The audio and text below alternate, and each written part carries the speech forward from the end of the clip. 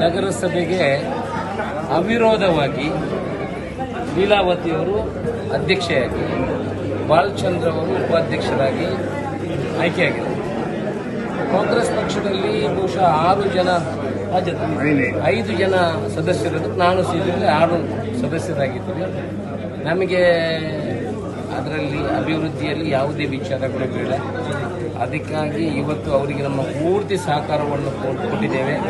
ಮುಂದಿನ ದಿವಸಗಳಲ್ಲೂ ಕೂಡ ಹಾಗೆ ಊರಿನ ಅಭಿವೃದ್ಧಿ ವಿಚಾರದಲ್ಲಿ ರಾಜಕೀಯಗಳನ್ನು ದೂರ ಇಟ್ಟು ನಾವೆಲ್ಲ ಸೇರಿ ಇಲ್ಲಿಗೆ ಡ್ರೈನೇಜ್ ಸಿಸ್ಟಮ್ಗಳು ಬರಬೇಕು, ಕುಡಿಯುವ ನೀರಿನ ವ್ಯವಸ್ಥೆ ಸರಿಯಾಗಬೇಕು, ರಸ್ತೆಗಳು ವ್ಯವಸ್ಥಿತವಾಗಿ ಆಗಬೇಕು, ಪುತ್ತೂರಿಗೆ ರಿಂಗ್ ರೋಡಿನ ಅವಶ್ಯಕತೆ ಇದೆ.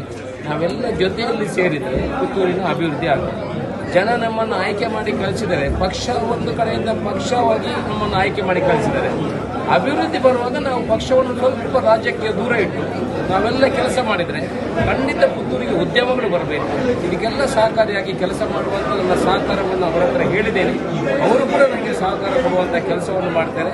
ಮುಂದಿನ ದಿವಸಗಳಲ್ಲಿ ನಾವೆಲ್ಲ ಜೊತೆಯಲ್ಲಿ ಸೇರಿ ಪುತ್ತೂರಿನ ಸರ್ವಾಂಗೀಣ ಅಭಿವೃದ್ಧಿಗಾಗಿ ಕೆಲಸ ಮಾಡ್ತೇವೆ.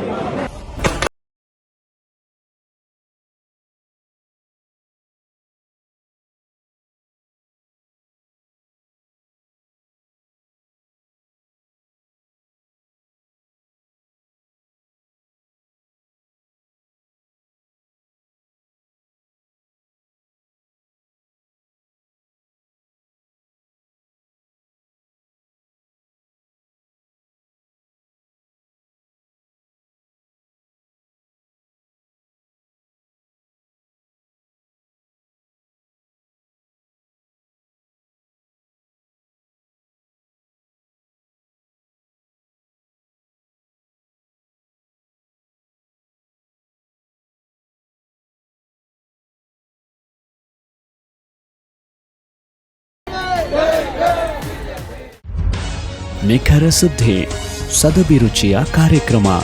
ನೀವು ನೋಡ್ತಾ ಇದ್ದೀರಾ ಕಹಳೆ ನ್ಯೂಸ್, ಸಮಾಜದ ಜಾಗೃತಿಗಾಗಿ ವಸ್ತುನಿಷ್ಠ ವರದಿ.